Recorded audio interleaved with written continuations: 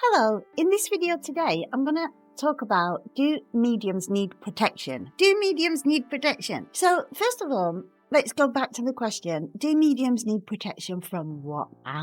From what or from whom? If the question is, do mediums need protection from bad spirits, then my answer would be no. I don't believe in bad spirits. I've been a working medium for 30 years. Yes, I'm telling you my age. However, I've been a working medium for a long time and met thousands and thousands and thousands of spirits. And never once have I met a bad spirit or encountered or sensed a negative spirit. Also, my own spirit team, which includes some really good teachers, they've always shown me that bad spirits don't exist. Always. They've always taught me bad spirits don't exist. And also, all my travels to the afterlife, however way I've got there, but all the travels I've done into this beautiful afterlife, I've never encountered a negative spirit. So my answer to that would be no, mediums don't need protection. However, if the question is, do mediums need protection from the living? I would say yes to that. And also from this crazy world that we're living at the moment. We're living in a world where everything's upside down, all systems are broken. There's a lot of negativity and a lot of negative energy in this world at the moment. So yeah, I would definitely say that mediums need protection from people and from bad energy, especially since mediums are psychic. And as we connect with our clients, we're psychically going to be tapping into their energy field and to wherever we sit in, whatever's going on around us. We can often pick up things that are going on around us in the world at the moment as well. So in that sense, I would say, yes, we definitely need to protect ourselves. Now, for me personally, I'm more of the belief of keeping a high vibration. I believe that if we keep our vibration high throughout the day and throughout the night, and we've got a good high vibration, it's going to attract more of good vibrational frequencies, good vibrational energies around us. So having a high vibration is a form of protection. I really believe that. And the way that you can have a high vibration isn't by just doing one thing. It's by incorporating many things throughout your day, throughout your life, so that you've got constant high vibration. Everybody has to find what works best for them to have a high vibration, but there is some things that work generally. Connecting with nature will raise your vibration. Meditation is a brilliant way of raising your vibration, and also connecting with the elements. So, the elements of the world, like fire, lighting a candle, stones, crystals,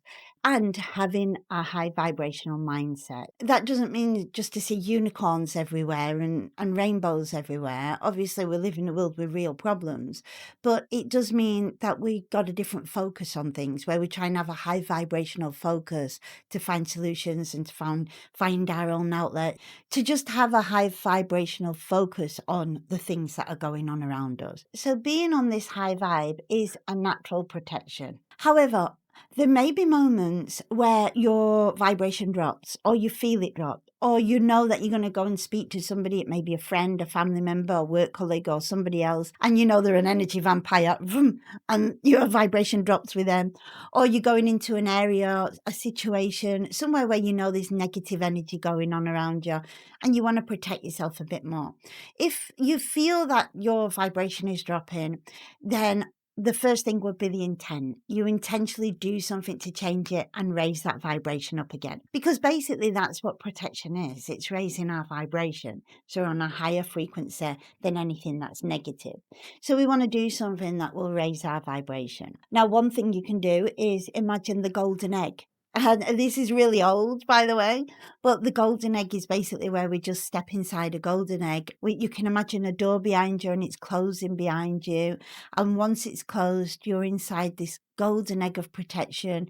The gold's really thick. Nothing can get through that golden egg of protection. Another way you can imagine a blue light. This is really quick and a really popular way of doing it. Just visualize a blue light coming over you. Remember, the intention is everything. So you're intentionally wanting more protection, and that will raise your vibration. Another thing you can do is prayer. If you are religious, you can pray to whatever religion you are, or if you're not, you can just pray to the universe. But praying is basically a good way to communicate to the universe and raise that vibration. You can also use the elements like light a candle. the light from the candle, the element of fire. You can burn some sage, burn some incense, or do whatever it is that you enjoy doing and that you know works for you and makes you feel like, oh, I've done this and now I just feel that little bit more protected. That can be something so simple, or you can make a big deal out of it. That's completely personal.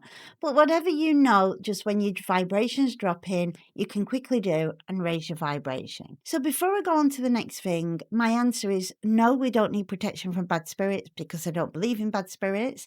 I don't teach my students about bad spirits because what's the point? I don't believe in them. I do believe that there's a lot of bad energy in this world, and that can be like dust. It can be contagious. It can get on everything and get everywhere. And we do need a high vibration to protect ourselves from bad energy. And if we feel it's dropping, then you can intentionally do something to protect yourself from whatever's going on around you at the moment. Now, I will just say here, I don't protect myself from bad spirits because I don't believe in them, but maybe you do. Maybe you're thinking, Gaynor, I don't believe you. I believe in bad spirits. Oh, no. The bad spirits really do exist. If you believe in bad spirits and that's your thought line and your belief, and you feel better protecting yourself, do that. Do what works for you. If something works for you and it gives you results and it's not harming anyone, then I always say, go with that. Go with what works for you. Because if that, for whatever reason, is working for you, then all roads lead to Rome. And basically, if you believe in bad spirits and you protect yourself from that, and I don't believe in bad spirits and I don't protect myself from that, and we're both working as mediums, if we're both meeting in Rome, it doesn't matter. It really doesn't matter. As long as nobody's getting hurt along the way and you're getting the results you want, then I always say, do what works for you. But if you're on the borderline, and maybe you're learning mediumship now and you're unsure about whether bad spirits exist or they don't. Maybe you're watching this video and going, I'm so confused right now. Gaynor says there is no bad spirit. She's worked with spirit all her life. She's met thousands and thousands of spirits. She works with a spirit demon. They've always showed her, and she goes into the afterlife and they've always shown her there's no bad spirit.